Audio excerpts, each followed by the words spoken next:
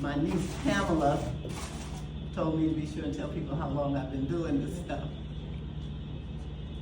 Well, actually I started when Kimberly was born, my daughter, my oldest daughter, when I sat down with Grandpa Emmanuel Henderson Stevenson to have him tell me about the lineage, and I wrote it in a book.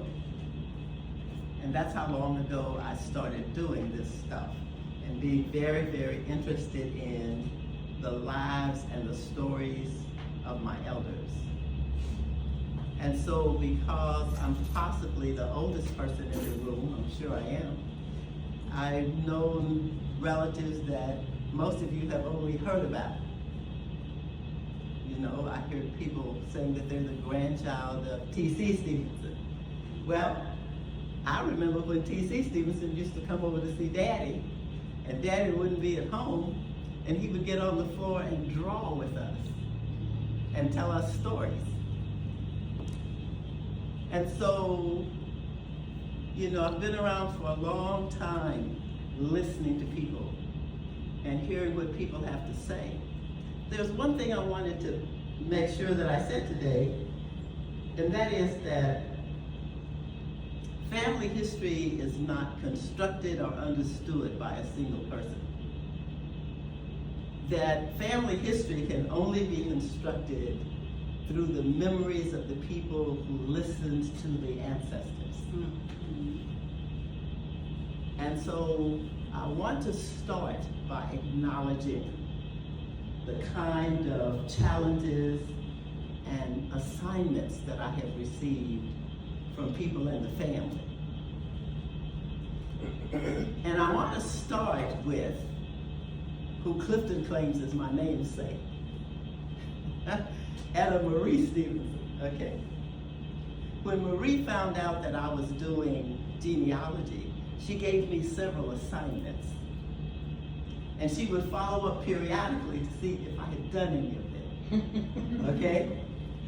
So the first assignment that Marie gave me was to find out how Effie Houston was related to Fanny Stevenson. And I went on that hunt, and I can actually show it to you on the chart how she is related, right?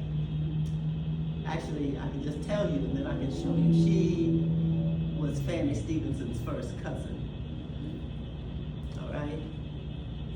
Fanny's mother and Miss Effie's father were siblings.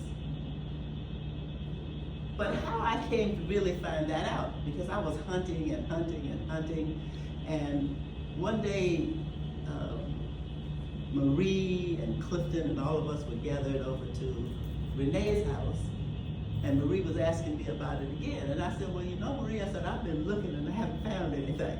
And Clifton said, Miss Effie was a Sanders. And I said, well, if Miss Effie was a Sanders, I can find her. And I did. Now, that was a really important piece of information. More recently, Clifton told me that Buck Sanders was Effie Sanders' brother. Mm-hmm. Now, Buck had been showing up, and I've been trying to figure out exactly where he fit, but I didn't know his real name. Okay. So my point here is that we have bits and pieces of information about family members, about who they are. But another piece of the Effie story is that Mary Harris was Miss Effie's sister. And that made Lizzie and Zelame and who else was it over there? Penny and all of those people are relatives. Isn't that interesting? Yes, it is. And we lived in the same community, and we didn't understand those relationships. We were friendly to these people. We spoke to these people. We talked to these people. But we did not understand that we were all descendants of Mose Sanders. Isn't that interesting? All right. So another interesting trip that Marie sent me on was to find out why Emmanuel Henderson Stevenson visited Nova Scotia. So about the 10th time she said that to me, I caught a flight to Nova Scotia.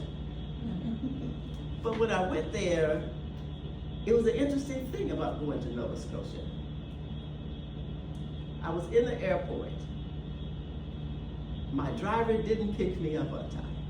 And I went to information to try to find out if the person could contact my driver or if I could get a different one. And the person asked me about my visit. Why was I in Nova